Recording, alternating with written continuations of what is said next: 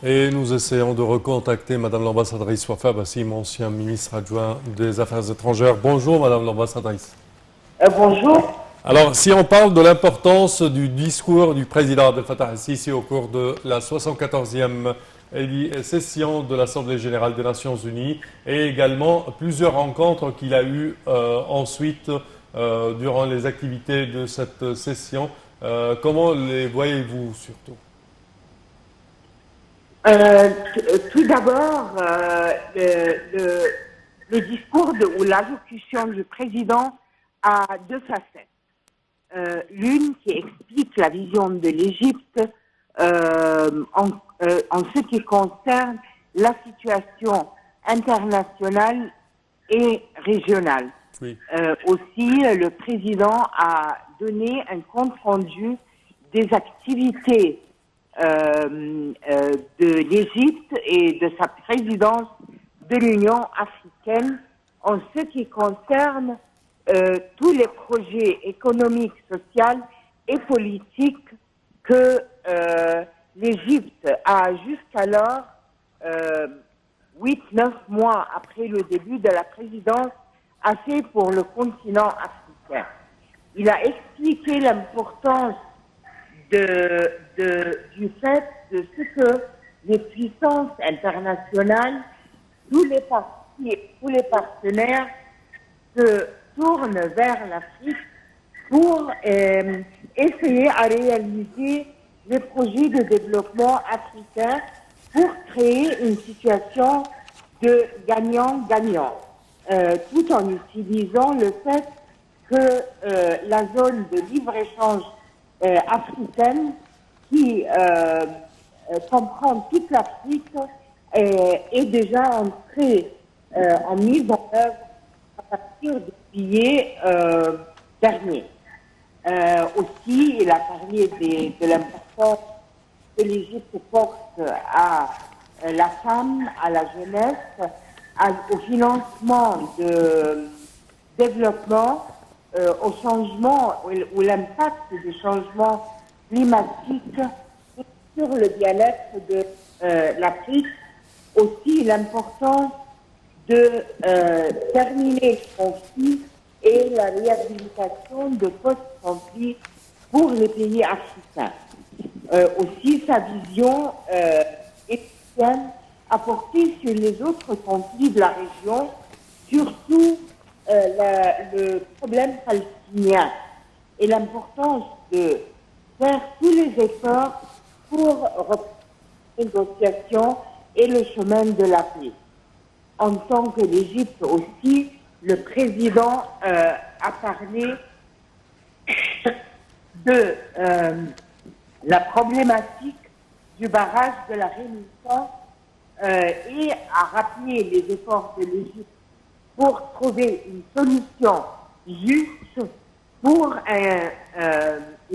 un problème, c'est même pas un problème, pour un cas qui est considéré un cas de vie et d'existence pour l'Égypte, qui sont les eaux du Nil, et en même temps, il comprend, l'Égypte comprend, et tient aussi à ce que l'Éthiopie puisse aboutir à ces buts de développement et de progrès, mais tout en gardant intact les droits de l'Égypte à l'eau du Nil. Madame l'ambassadrice, oui. Madame l'ambassadrice Wafa Bassim, vous avez mentionné que le président Sisi avait parlé du barrage de la Renaissance qui est en train d'être construit par l'Éthiopie. Alors, veuillez nous jeter la lumière sur cette question, puisque c'est la première fois que le président Sisi aborde cette question devant une haute instance comme l'ONU. En prenant ou en exposant ce problème devant la communauté internationale pour la première fois, que l'Égypte a tenu pendant toutes ces années à garder les négociations sur le plan bilatéral entre un pays africain frère. Aussi, Mais comme le président a dit, malheureusement, jusqu'à maintenant, les négociations sur le plan technique surtout et autre part n'ont pas abouti aux résultats espérés. Donc, il appelle la communauté internationale à comprendre la position de l'Égypte et à faire les efforts pour trouver une solution à ce problème. Nous avons encore peut-être une autre tournée de négociations, mais le président a tenu à attirer l'attention sur cette crise-là. Santé. En ce qui... Aussi, j'aimerais la lumière sur le fait que le président aussi a parlé du problème du terrorisme, Oui. que ça continue à être un défi international, qu'il faut que tous les efforts soient mis ensemble pour combattre ce fléau qui n'épargne personne. Il a parlé aussi de la sécurité, l'importance de la sécurité dans la région, surtout la sécurité au Golfe, et il a condamné les attaques sur les installations pétrolières saoudiennes. Il a aussi exposé tous les autres défis de sécurité au Yémen, en Syrie et en Libye. Madame l'ambassadrice Wafa Bassim, comment unifier les efforts de tous les pays afin de combattre le terrorisme? On peut dire l'ennemi commun qui affronte tous les pays. Certainement que c'est un fléau qui n'est pas jeune, qui est en train de se développer de plus en plus en utilisant les moyens de technologie moderne. Et de là, parler non pas de combattre les terroristes eux-mêmes, mais aussi tous les moyens qui leur permettent de réaliser leurs attaques et de présenter le spectacle réel à la vie et à la prospérité des peuples, comme le crime organisé, comme le financement de terrorisme, comme créer des endroits, disons, de cassettes pour eux, comme trouver dans les pays qui les accueillent sans coopération avec les pays dont ils sortent. Tout cela, le président a exposé et elle a demandé une coopération internationale effective pour combattre le fléau. Parfait. Madame l'ambassadrice Wafa Bassim, nous tenons à vous remercier de vos explications. Merci à vous. Je répète que vous êtes ancienne ministre adjointe du ministère des Affaires étrangères. Merci à vous. Et nous enchaînons, chers téléspectateurs, avec ce compte-rendu en marge de sa participation aux réunions de la 74e session de l'Assemblée générale de l'ONU. Le président Abdel Fattah el-Sisi a rencontré les membres de la Chambre américaine de commerce en présence des directeurs exécutifs des grandes entreprises américaines. Ces derniers ont loué le grand essor qu'a connu l'économie égyptienne, notamment à la lumière des mesures de réforme audacieuses entreprises par l'État. Le point dans ce compte-rendu. De la 74e session de l'Assemblée générale des Nations unies à New York, le président Abdel Fattah el-Sisi a rencontré le directeur général de l'Organisation des Nations unies pour l'alimentation et l'agriculture, Kongji. Le chef de l'État a loué les relations de coopération étroite entre l'Égypte et la FAO dans les domaines de la sécurité alimentaire et du développement agricole, affirmant que l'Égypte tient à développer ses relations dans tous les domaines susceptibles de réaliser le développement agricole, et cela à la lumière de l'importance que l'Égypte accorde à l'amélioration du secteur agricole. Le directeur général de la FAO a souligné que l'organisation et son bureau régional au Caire suivaient la grande activité que l'Égypte connaît actuellement dans les domaines de l'agriculture, de l'alimentation et du développement rural. Également dans des déclarations faites lors de sa participation à un dîner offert par la Chambre américaine de commerce en son honneur et auquel ont pris part le premier vice-président de la Chambre américaine du commerce et le chef du conseil d'affaires égypto-américaine, ainsi qu'un grand nombre de chefs d'entreprise américaines, Le président Sisi a confirmé son souci de mener des contacts directs avec la société d'affaires américaine pour renforcer le dialogue franc et ouvert sur les opportunités et les défis dont témoigne l'action commune et s'enquérir des problèmes dressés devant les investisseurs et œuvrer à les régler. Le président a exprimé son appréciation du rôle joué par la Chambre du commerce américaine et le Conseil d'affaires égypto-américain dans le soutien des relations économiques et commerciales égypto-américaines.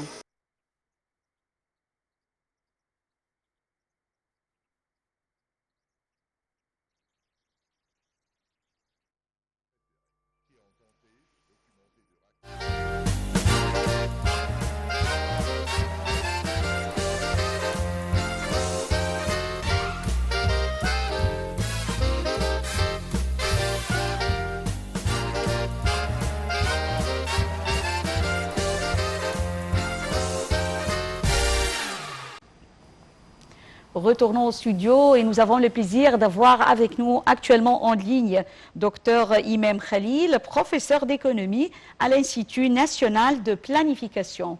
Bonjour Dr Khalil. Bonjour madame. Bonjour.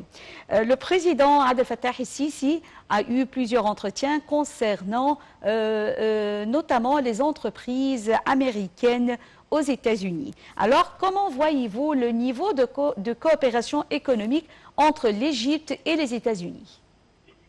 Tout d'abord, je vais mentionner les relations économiques et politiques entre les deux pays. C'est-à-dire, ce sont des relations très importantes et stratégiques aussi, car l'Égypte représente un des pays très importants dans le continent africain en termes politiques et économiques. Et de l'autre côté, les États-Unis jouent un rôle important à l'échelle mondiale en termes politiques et économiques aussi. Donc, ce sont des relations stratégiques et à chaque fois, il y a un déplacement pour notre président Abdel Fattah el-Sisi en étranger. On a toujours des retours très forts d'investissement direct étranger, c'est-à-dire le président, lorsqu'il fait des voyages, surtout dans de grands événements comme ça, il est toujours l'intérêt de rencontrer les grandes hommes d'affaires, les grandes entreprises multinationales. Il est en train toujours de renforcer le réseau économique, surtout entre l'Égypte et le pays où il s'en va.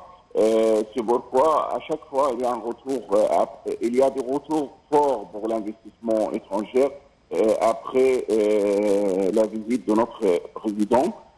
Également, le président et l'intérêt de présenter l'expérience égyptienne de développement durable. Cette expérience qui est devenue maintenant une expérience exemplaire pour tous les pays en voie de développement, même pour certains pays développés. Quand on voit les indices et les performances de l'économie égyptienne actuellement, malgré tous les défis devant notre économie pendant 3 ou 4 ans avant, l'Égypte a réussi d'être le premier pays en termes d'attraper l'investissement étranger. On a des taux de croissance supérieurs de 5,3% pour la 3e année consécutive. On a les plus grands taux de croissance dans le continent africain. Il y a le chute de chômage, le chute d'inflation, qui est un grand problème en face de notre économie. Je vais parler aussi sur l'importance des visites de notre président, parce qu'elle présente également l'Afrique. Notre président est le président de l'Union africaine, et elle présente l'intérêt de l'Égypte à la fois et l'intérêt de tout le continent aussi, c'est-à-dire dans le discours de notre président, il est demandé de faire plus d'égalité en termes d'échanges internationaux, en termes de commerce entre les pays développés et les pays en voie de développement, et il a demandé qu'on doit mettre à jour les règles de commerce entre tous ces pays par l'Organisation mondiale du commerce. Monsieur Khalil, le président américain Donald Trump a assuré avoir une grande confiance en l'économie égyptienne et la situation actuelle. Alors, veuillez nous parler, ou plutôt, comment accroître le volume des échanges commerciaux entre les deux pays. En fait, les États-Unis présentent un des meilleurs partenaires commerciaux pour l'Égypte.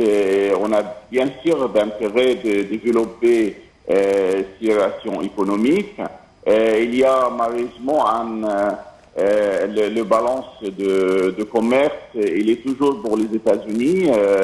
Donc on doit peut-être faire plus d'études de marché pour savoir quels sont les besoins réels du marché américain qu'on veut dans notre économie fabriquer ou industrialiser et exporter plus tard. Donc c'est un défi devant notre économie de vraiment intéresser plus des études de marché, intéresser plus d'augmenter l'exportation pour avoir une relation équilibre en termes d'échanges commerciaux entre les deux pays. Le président des États-Unis, bien sûr, déclare ça parce que quand on voit la bonne santé et la performance de notre économie égyptienne pour l'instant, c'est vraiment une grande réussite et on doit continuer. Pour la première fois dans l'histoire économique contemporaine, l'Égypte réussit de suivre un plan stratégique de long terme. Avant, on travaille toujours avec des programmes de réforme de court terme. Maintenant, on a un plan économique, même social, de l'Égypte 2030 qu'on suit et on réussit de faire beaucoup de réussites jusqu'à maintenant. Parfait, docteur Imam. Si on parle également de plusieurs rencontres qu'a eu le président Abdel Fattah el-Sisi avec plusieurs pays, et que ce soit des États-Unis ou d'autres pays, plusieurs, je dirais, protocoles de coopération ont été initiés dans cette rencontre. Comment voyez-vous cela et son effet sur l'économie égyptienne surtout? Bien sûr, j'ai indiqué qu'à chaque fois il y a une visite pour notre président, il intéresse toujours de développer les réseaux économiques avec les grandes entreprises multinationales, qui sont les vrais joueurs des décisions économiques, qui sont responsables de ces entreprises. C'est eux qui prennent la décision d'investir en Égypte ou ailleurs. C'est pourquoi toujours il y a des rencontres intensives de la part de notre président avec les grands hommes d'affaires, soit des Américains, soit des Français. Et il y avait aussi une rencontre avec le président français, car la France aussi joue un rôle majeur en Europe, un des plus grands pays européens. C'est pourquoi toujours on a intérêt de développer ce type de coopération. Parfait. Comment avez-vous vu, docteur Khalil, le discours du président Abdel Fattah el-Sisi concernant le développement durable? Le président Abdel Fattah el-Sisi présente les vraies images pour l'Égypte, l'image de stabilité, l'image de réel développement économique et social. Le développement durable, c'est un type de développement qui s'intéresse à la fois du développement économique, politique, même environnemental. C'est pourquoi notre président a mentionné aussi la responsabilité de la part des pays développés pour protéger l'environnement de l'industrie qui vraiment affecte notre environnement actuel. À chaque fois, il y a des projets gigantesques en Égypte maintenant. On prend en compte tous les termes, toutes les démarches nécessaires pour ne pas polluer notre environnement. Et je crois que notre président aussi a demandé de réactiver les accords de Paris pour protéger notre planète de toutes les pollutions qui malheureusement vient à la plupart des pays développés. Oui. Docteur Imam Khalil, professeur d'économie à l'Institut national de planification, nous vous remercions infiniment pour cet éclairage. Et mesdames et messieurs, nous arrivons à la fin de cette émission de notre programme quotidien Bonjour l'Égypte. Et je tiens à remercier mon collègue Samah Razi. Merci Samah. Merci Jeanne. Merci chers téléspectateurs et bonne suite de programme toujours sur NAL TV International. Au revoir.